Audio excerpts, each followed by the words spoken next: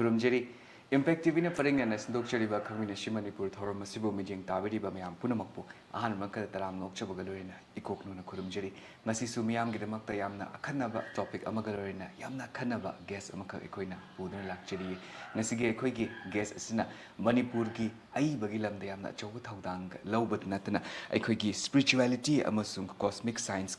Tuna Chapminadana Quiki, Larikaya, Puto Kraba, Adugumba, Aiba Makaki, Warining a Semiam, the Equina Tamjaragadori Base. Aiba Sina, the relationship of the earth, moon is a relationship of men and women, the Natana, Quiki, the calendar of life cycle for century, Hariba Tongan,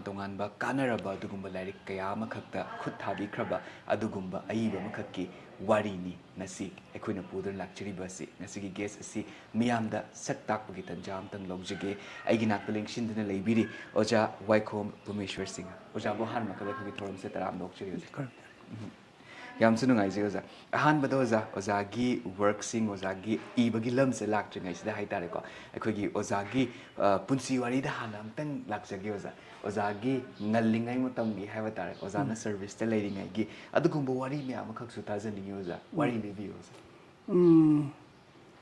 aigi pokpham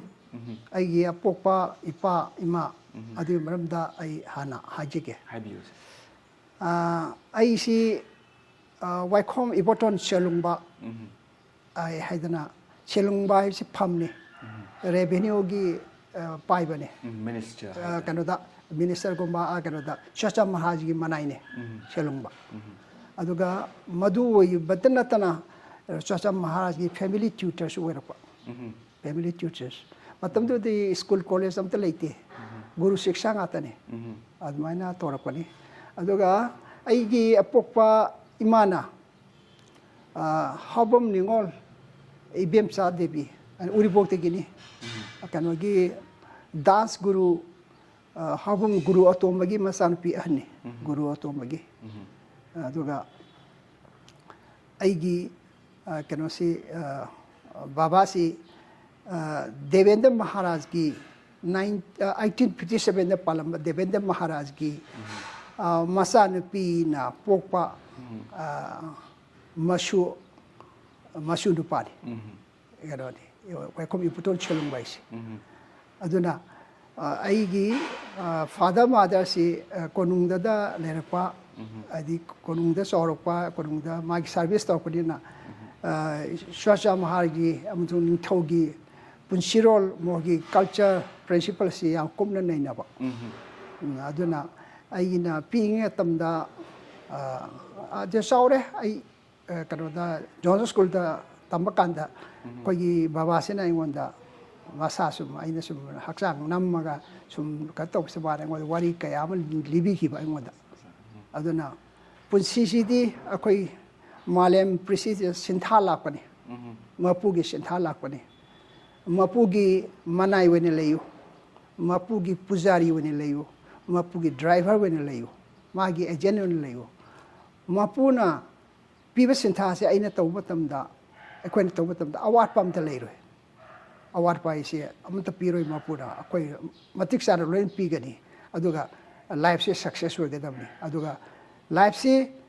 success with the say, I mighty the denial of truth, denial of the systematic principles of the nature, Madu deny to Waduna, Pelani, Hina. Ishorgi manaya semgo yu isai kem to waloi habisi ahan para si manai ngot tabiki adaga aingon dam so herabi matam da angang weri di John school tamane higher secondary da adu ai lai iningena si wakhalam aingon sangrep ai pa angang wedigi ai thawai yauna ai larik si haina na ba hone jare adagi di ai higher secondary loeraga higher secondary all India gi ni Delhi board secondary board of education logo ni 11 class power toraga kano de 12 kano di akoi kano piu tamdre ga akoi BA first year kare ni 11 si loeraga 11 si piu gi standard ni adana akoi piu tamdre adum BA first year wera adagi 1970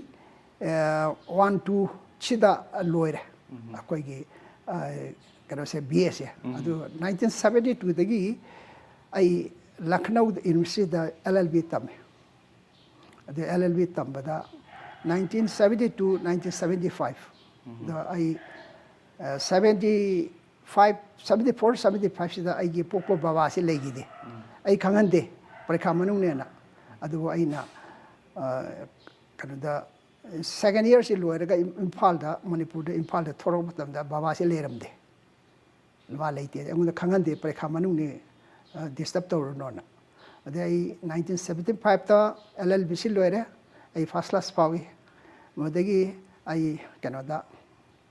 Guwahati High Court ki bakha da ai Senate lawre lawyer gi adigi practice tawre private lawyer na ai gi senior di Tanjam Bhubon mai makha da ai junior na work tawi 1978 ta private lawyer weraga ai si MPSC parekha yawi bayaw da ai si select tawe ado moi pay scale do 360 scale di SCC scale da yamne men ai join tawde offer do ai accept tawde 1979 da amuksu kore moina MPSC gi da APP kowe first advocate government gi assistant public prosecutor na ado judge ga municipal samana scale da moina amuk kore adu da ai se khalle mi train pan manung da itanda khalle the after selection I offer to accept tare aduga government service sange Manipur government gida adu Manipur government da sahi 1979 na 83 sangak proposal si ai work tawi adagi 84 dagi UPSC gi mu call tawi CBI gi PPO na adu ai si UPSC na ai si CBI gi PPO na khalle ai 1984 ki February da join tawre Silchar branch da PPO na adagi ai adu khali basi deputation terms and condition na sahi tour fowa CBI de lebi on deputation da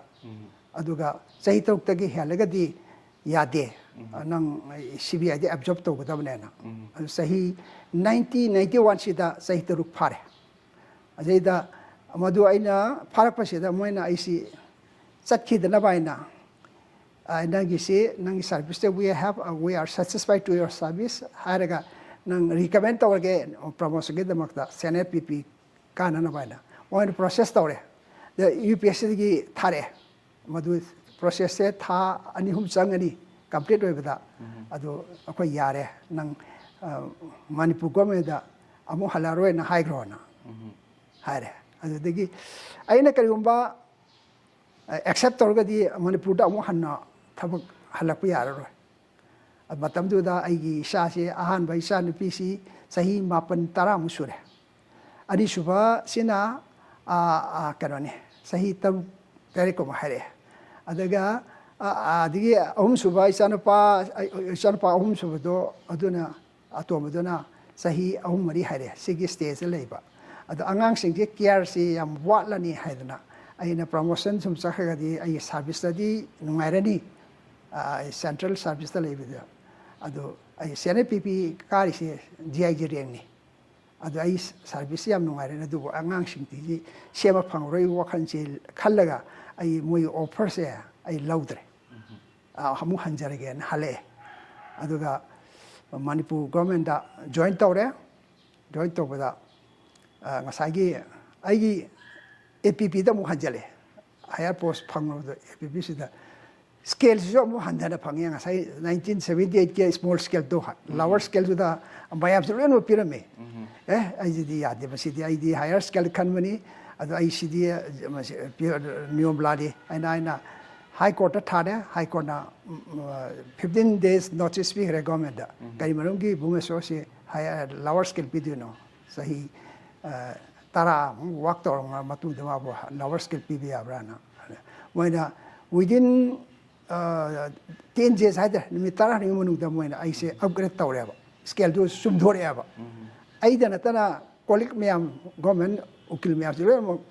higher scale lo phang hore adigi di amu next amu promotion gi post ama direct kanadagi public te lawne na hare private lawyer sing dagi lawne na sidi promotional post ni mi gi app gi kari gi mi promotional post ta kari maram gi public te gi open lawdor you no hane gi work to riba app sing gi promotional post ni moi pi ge dabni nai maram kano moi pi ru dabi yana adusu aina high court thare ado within 10 days a promotion pang Sigi akhoi journey me amarak sida hai batar ozagi legal journey su yamna fazna dum this both central and akhoi state ki adugum legal journey ama khak yamna successfully dumaina la ine hai tar oja sigi marak sida akhoi e bagi lam da dumaina chang ki base sigi su wari yamna nungai ba ama khak leram gada male hai tar asi aina CBI digi hore di ai ngasai gi engoda puni de thilama dum sangra lai ining bagi hana dagi ai di philosophical dum were ai philosophy gi dream ji dai ko de work tawi CBI de su work tawi adoga state su work tawi ai chumna thabak tawba corruption yaw dawa ai di bio begi da maktani ai tol service ya de wakhal da ai puning thade corruption ai si mai gi khudi mat gi lai ai corruption nam ta sang de ai isana pam da budoi ke de wi sam de no adu da ai chumna thabak tawre adagi ai si promotion chance yang pangi judge oi bisu chance pangi adagi PP oibagi adagi director oibagi chance yang pangi ai hana su senior su kare PP su CBI wer men ai angwa chance sabta lei amang leite loi ai adu ai pamje de collective ai thabak thadok pa pam thabak se 1999 da ai se December da sahi kun phare voluntary retirement lo wi are na sai kun surdi retirement lo wi aba madu benefit full phangde adi pension full benefit phangde aba adu aina khar phangib se 50% phangasu phare aina voluntary retirement lo thue 19 December 2019 gi December se loir paise da ai pension lo thue sai kun phara pada modagi ai lari ibagi sidaida hana ibal hawrabane aji hana dum iba hawrabane adu dai lari ibagi se khuthar ka tawramina si like se secrets of life se ai 2000 dai loire 2000 da si like se do form 2002 da adu kumai to na ai masi confirm to you know chumlam ba su khangidra ma ai ibada yam tane professor university gi adigi atete mayam tane judges mayam tane ai wakal je chumre continue to chumi hana moina su comment pisale ngada adagi di zara sigi matang se zo za kitang so highlight to biro mo da tauge adagi di 2001 da ise 2000 da ise kanu sang Indo Japan Friendship Association da international ne adu sang ga ise main speaker wena ba invite away topic piraga ada ai topic ma khale how can we eradicate poverty and hunger from human society maji topic se khalega aina 2001 ge akoi gi August tawgada August 3 to 9 bok tawgada ba Hiroshima de do ado do wang nang na main speaker we na yawre khalle madu kanoni Japan ko ji VIP na treat to bane ai ko ji speaker main speaker and invite to bane a ko ji chana thangna leina ba loina ba moin free ni adu khallaga a ko ji only 10000 changi arrest argi baki loina ma adigi 204 gi fair se a ko ne potok se madon da 35000 changi adu ko maitei masa nipalom sale adi India ki su tim khalalai adu laga ada yauraga adum ate yobadagi kana Fukuoka da na thongi Fukuoka dagi moi akoi ju wo moi special bus ama tharaga moi akoi receive tawna ba laisabi ani maga pakhang amaga moi humna wo ga akoi je moi gi bullet train bau station na pura bullet train dagi Fukuoka dagi akoi Hiroshima bulai ado para VIP treatment ni mo yokipyo do he yobuga akoi gi first floor mo ni adai da train je khame mathakta shor gi mathakta khame khamaga akoina kumdharakpada makhada flag cat pa gari car ahum mari lerade madu pilot yauraga akogi phajana dress yauraga lerame madu hariba car singjo akoi bu okpagi oirame akoi moina tawraga koi ki lae adamai 5-star hostel thame aduga moina koida hek yobuga 6,000 yen gi kanamba visa card am pire adu nang 3 day hogadabani 1 da thungbani adu nangi course ena ba ma pire bani koida adu de saba thakwa hotel da kai pibado sidagi charo adu dagi di 3 dagi di course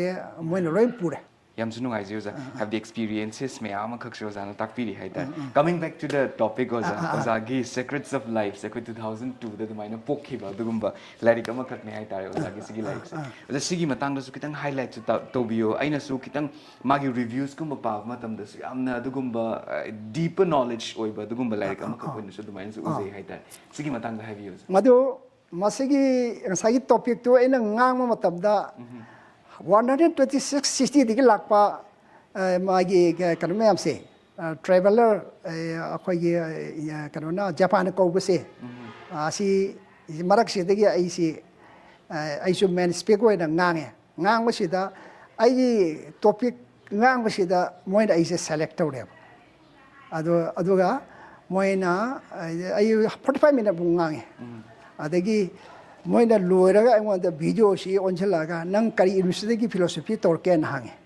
I see yamna highly appreciate torga I see Japanese family nupi nupa singsen I so marwana mainly females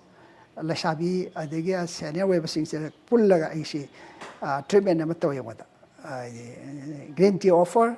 the family partner and mogi family members Japanese group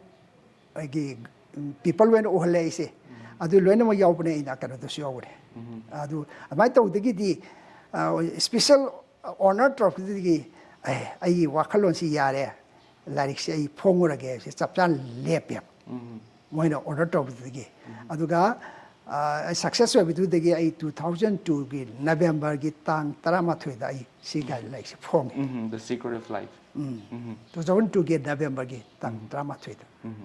Ozagi works in Sequin sum ihan han sum yingzo matam da haidar akogi oza spiritualism gi spirituality gi angle amakak sudum ui haidar cosmic science ki angle amakak so za yam bozagi hojik fawdo ozagi like se like nipan ni adugo best selling ta gi bas na koi tongan tongan platform da koi best selling ta gi na like taruk ni oza sigim ba like me am da cosmology gi cosmic science ki spiritualism gi adigi astrology gi angles myam khak haidar graha mayam sigi khongchat mayam siga miyoy gi punshi gi khongchat siga dumain tor kanda akoina kamain tor kanda chana hanga dagi haibagi adugumba comparison mayam comparative studies na tana khoi gi oza gi su oina so khoi gi century kuding maki yeng ba yaraba adugumba khoi gi calendar mayam just maina phongbi rei ni haidar oja sigi matang sa wari livi oza gi approach haidare like ama ibagi approach haidare sigi matang sa wari masi ain masi irei se Manipur ki culture se ayam thijale kumna maitai ki culture akoi gi mongli lupa ning doka pa ni ta thasi taraga di nupi oi basingna numi thani punna le matam thasi sida lai kalaga nijei ba akoi nupi oi basing se malem sida mama woi sona lakpani aduna mapugi masado piane biro ai mama woi jege hana thawni ri ne ba nupi singchina nupi ko dimangna andagi na hadi lenwa adugi ni as a special mongni lupai se de aduma lere adigi ani shubda akoigi kanogi nabe kanogi langban gi trama thuida haigru hidung baina haigru hidung bagi karino pisi ayamba Manipuri prajasina khangte haigru hidung se haigru hidung gi sacred principle ma yorome karino habida haigru hidung is the ipagi hinawama imagi hinawama ani si lamjen tanari ni amune ipana thoire amune imana thoire hinawse masina ningthau haktakti gi masina thambam basana bisen thambase swaina haibane ba haiguru no pa sabase January February ma pa saiba Mars the maru sangeba equinox Mars equinox maru sangeba digi amana July August mapan sai September equinox maru sangeba aduna langban gi trama thoi September yom dai giduneba haikru no mapan saringeda mama mapa wai basingna masani ho mapugi adugi principle doni haikru do magisi akwin tongiba haksang se imagi hinaw do tongeneba nupisu imagi hinaudani nipasu imagi hinaudaneba magi right and overhead puthokpa act to the tong masaline hinawena akoi khudimo hinaw samani adi formula ni adigi amma second amana akoi gi tha thabung to nacha maring bi pobige haibung som thadabiro se tha sina loina mak saneiba akoi gi mapan salamba mahialam se thana kro sai aduna thana mapung phara kanda masani yo haiba si formula se ni ko aduga amuk asagi sigi sanabi mayam se asina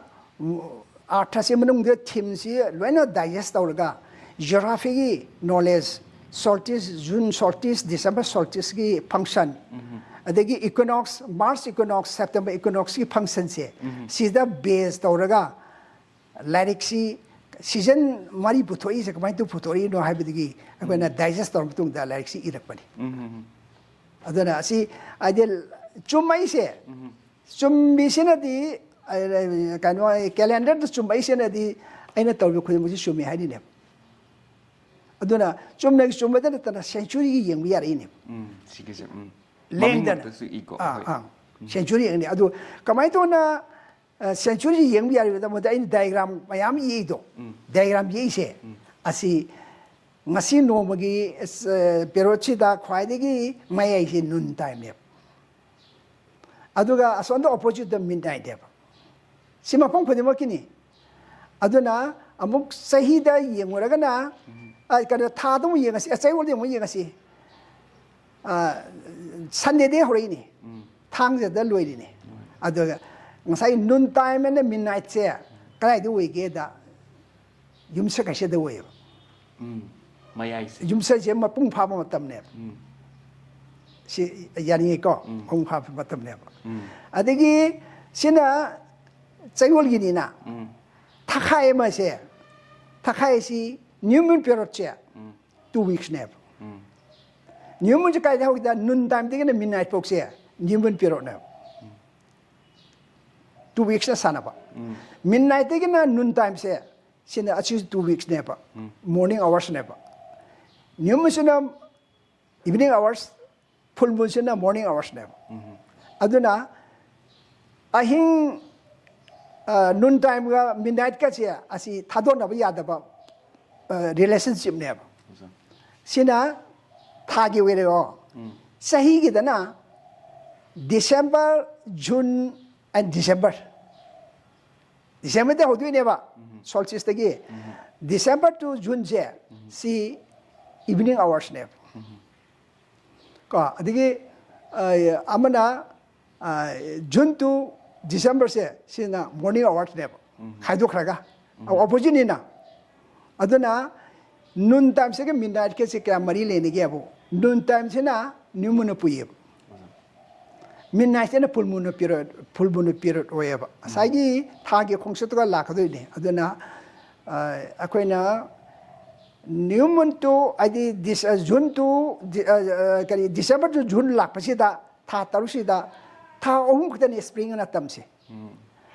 December de na Mars pokche Mars equinox se aduna yum panma tamda equinox odinge da adi haikuru ma pan sainge da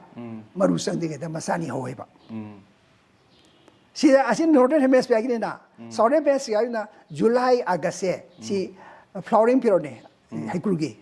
aduna September yodinge da masani hoeba asai formula do start manadra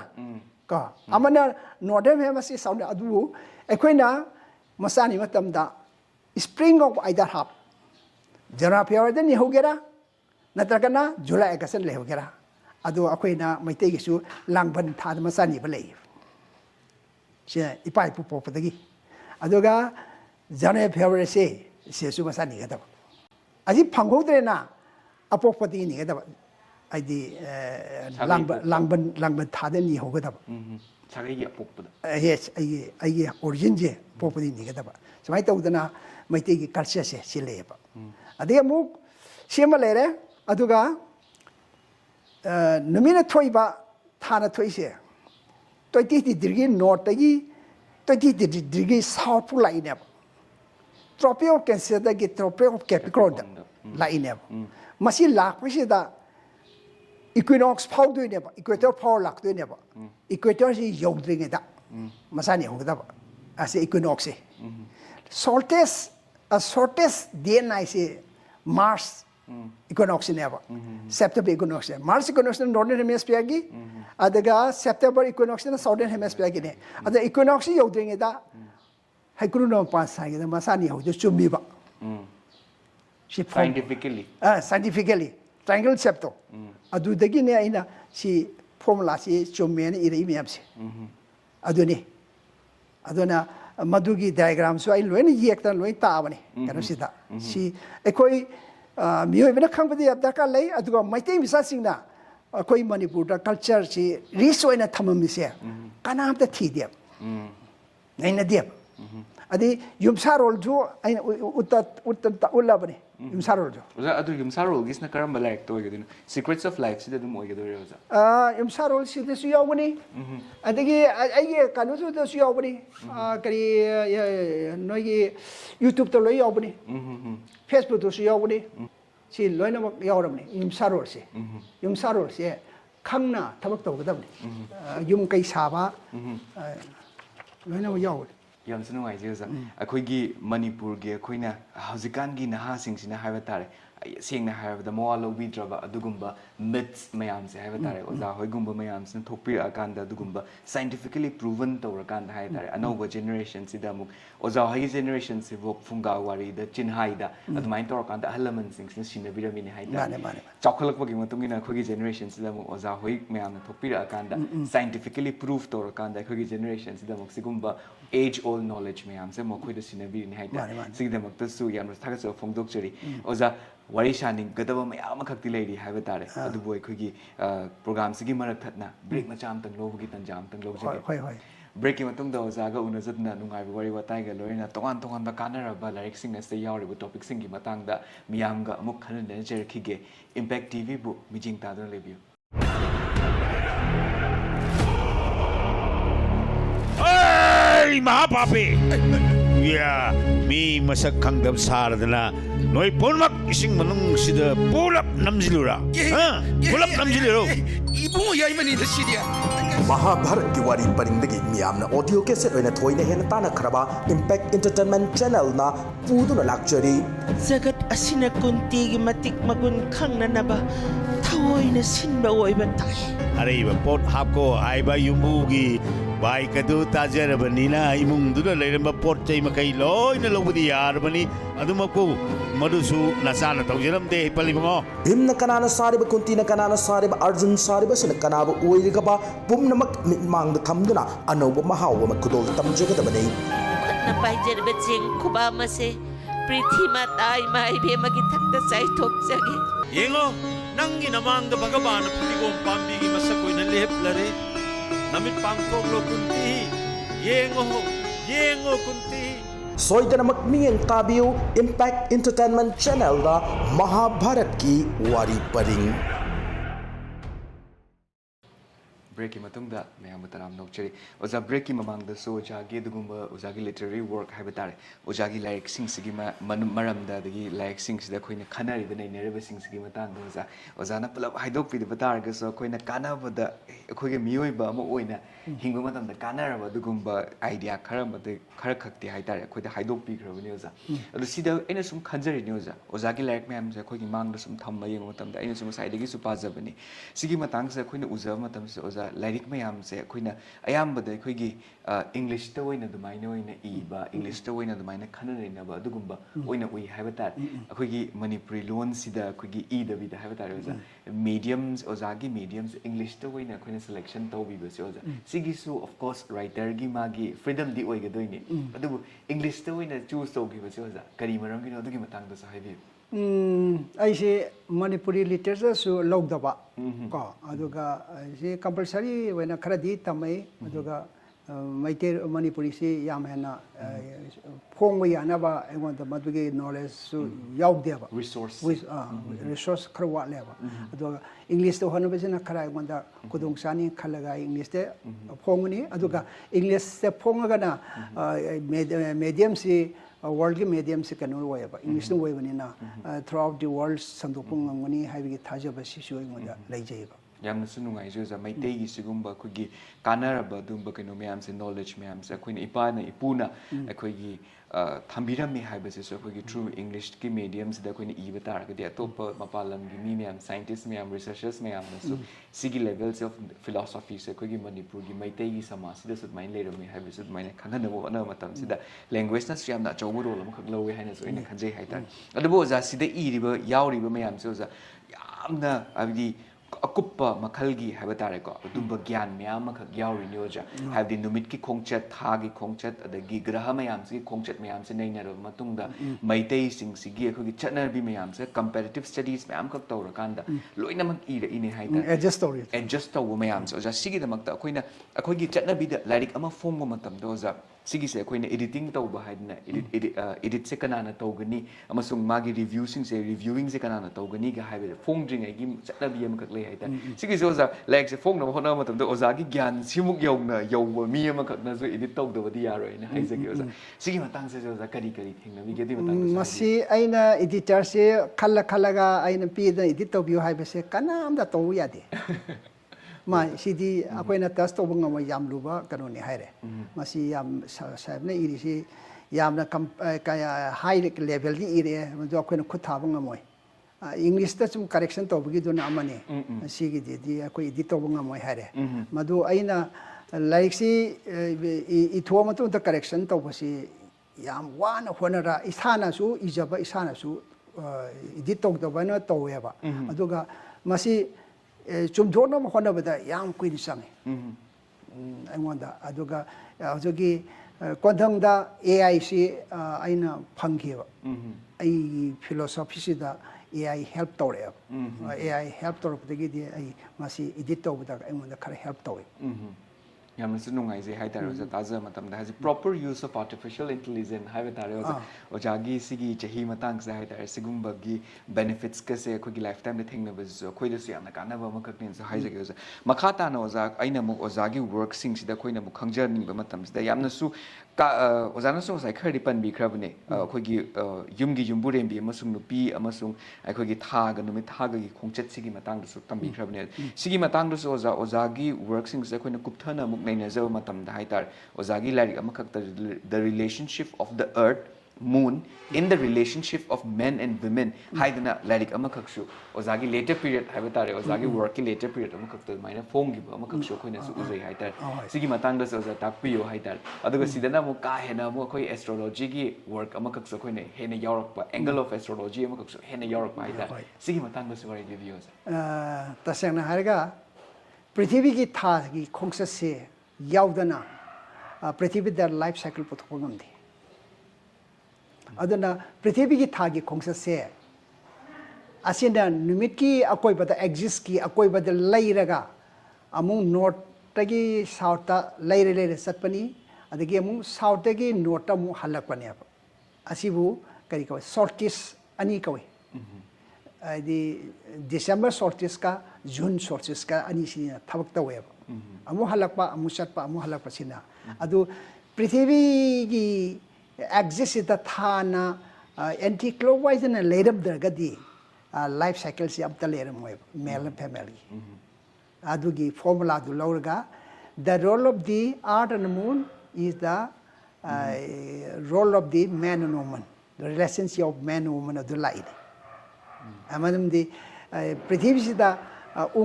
lady si thane ka thana leirineba adu nipa si da leiri se prithibni nipa ka nupi se tha si oiduneba aduga thagi khongsesena imani adaga prithibi khongsesena nipa si neba aduna kata si nipa no oidini aduga queen sina nupi no oidineba adu masigi principle se follow torga di every family the follow torga di king and a queen gi kind of status se every family develop to ngame the object of a man or a boy is to become a good father the object of a girl is to become a good mother never asi ani sigi relationship te nimit karigi prithvi thagi khongset yaw khangdadi ngamoy amasung prithvi asida tha asida project tawse kanal tawgeda numit ki mangal sin tawri neba numit ki mangal sanari se prithvi thagi khongset se sanari neba the prithvi is the numina fujelak gadi adi focus doctor ba project tor kadadi saigi thagi khongset se uroeba adana prithvi gi thagi khongset se nipa nupi gi khongset ka samani relationship ni irakpani yam sunu ngai ju jat aza matam da habitar oza dubu hojik ozana ai gi matang da su pan bi khre habitar amasung hojik 2002 adwai digi publish to birai ba sigumba kanar ba lairik mayam khak shoza ai gi mang da hojik mayam khak srei later mayam khak shoza yauri haitar sigumba mayam of course koina keno da di english ki language di waina ibi gre haitar adubu general public manipur gi ko gi audience mayam se focus to kan do ja translation gi dugumba process ki idea ga di oza leibi bra kamain to ai translation Canada, Bengali, da, amasung Meite da, translate tauna taukre hauda. Okay. DTP tau yam kana. Okay. Under process. Under process tale. Adoga I see the role of the moon for one of the arts here. She in a quite popular way. She likes it. She likes it. She take it tagalakani. No editions. Adu da madu aina Canada. International Site Sports Award ki da thag khare I select awre oza congratulations oza ado July gi tang kunda moi kar torani okay ado masi moi na khali se chamna khala kuna tia sumaini ira pa mi kanam yaw tia eni sumaina ai lairi ba lai quiz di aina han mo jaba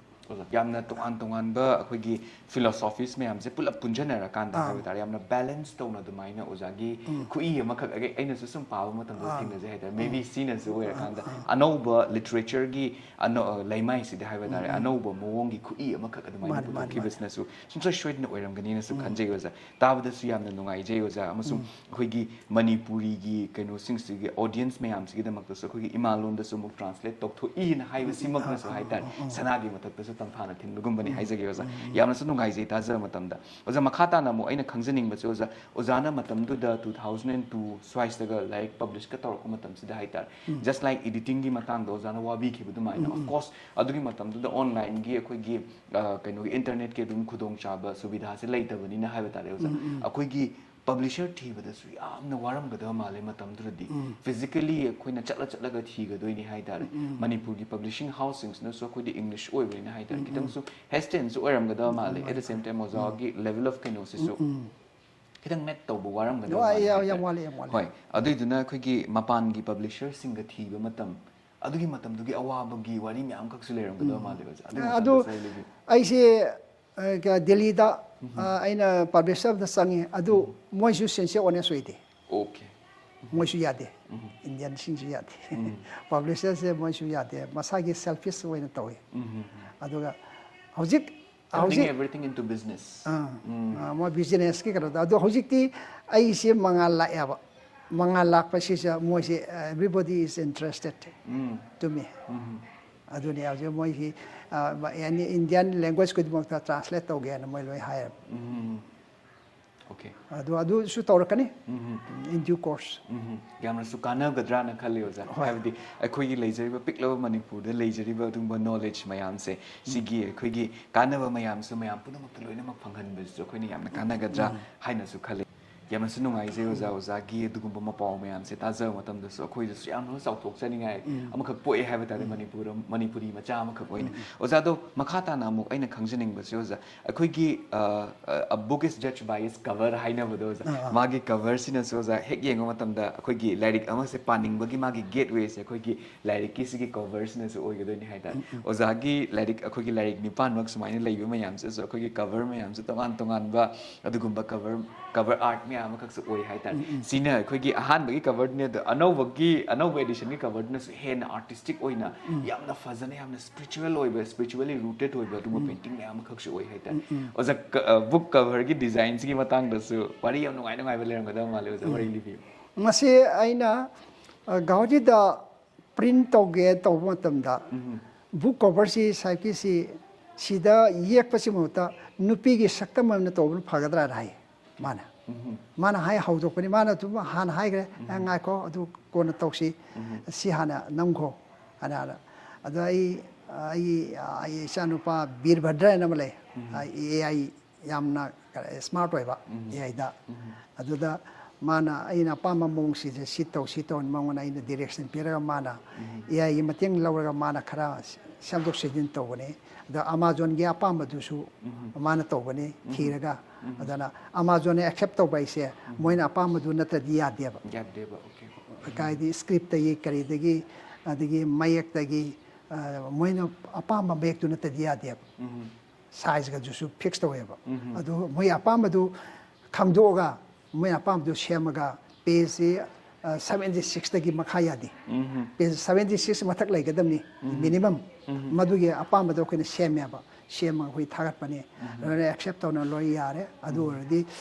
ꯕꯨꯛꯀꯤ ꯑꯦꯇ꯭ꯔꯦꯛꯁꯟꯁꯤ ꯉꯁꯥꯏꯒꯤ ꯅꯨꯄꯤ ꯑꯃꯒꯤ ꯁꯛꯇꯝꯗꯨ ꯂꯧꯔꯒ ꯑꯗꯨꯗ ꯍꯥꯞꯄꯁꯦꯅ ꯁꯦꯝꯗꯣꯛꯄꯅꯤ ꯑꯗꯨꯒ ꯔꯤꯇꯨ ꯃꯔꯤꯗꯣ